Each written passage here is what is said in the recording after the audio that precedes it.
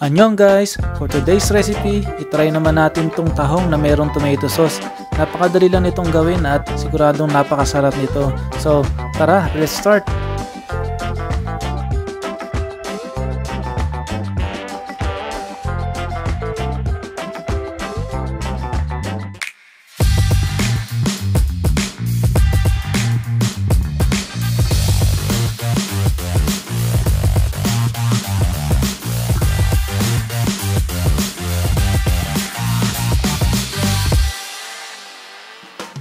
At ito, meron tayo ditong kalahating kilo ng tahong. Sorry mga guys kasi itim yung tahong natin. Ganito kasi yung mga tahong dito sa Korea, kulay itim. Alam ko sa Pilipinas, diba, kulay green yung ating tahong dyan. So mas masarap sigurado yon.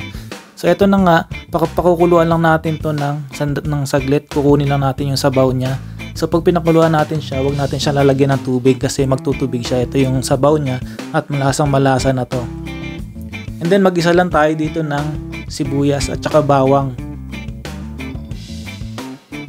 Palabasin lang natin yung aroma ng bawang at saka sibuyas and then okay na yan.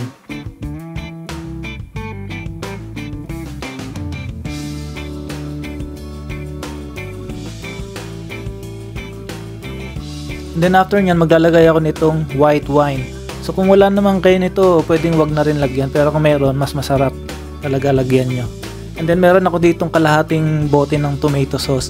Kahit anong klaseng tomato sauce ang gawin ninyo, okay lang. Pwede rin tamis anghang sa atin sa Pilipinas. And then ilalagay ko na itong sabaw ng tahong natin para pampalasa. Para lasang lasa yung tahong natin. And then mag-adjust lang ako ng asin at saka paminta. So pakuluan lang natin to saglit. And then ibalik na natin yung ating tahong. So ayan na guys, ganyan lang kadali. So lutuin pa natin ito ng mga ilang minuto at luto na to.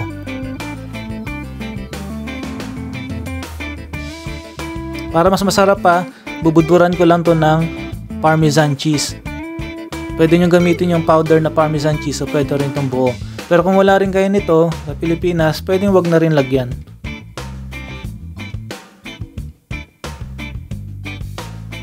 And then ayan na guys, konting simmer lang. And then lagay na tayo ng pampakulay na green dyan. Pwedeng spring onion, pwedeng leek. So ayan na, tapos na. Parsley, pwede rin. So ayan guys, yung ating tahong with tomato sauce. Sigurado napakasarap nito, masarap pang pulutan. At pwede rin kayong mag-ready ng pasta. Kahit anong klase ng pasta, i-ready nyo at masarap din pamaris to.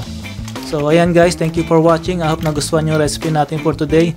And then see you on my next video. Annyeong!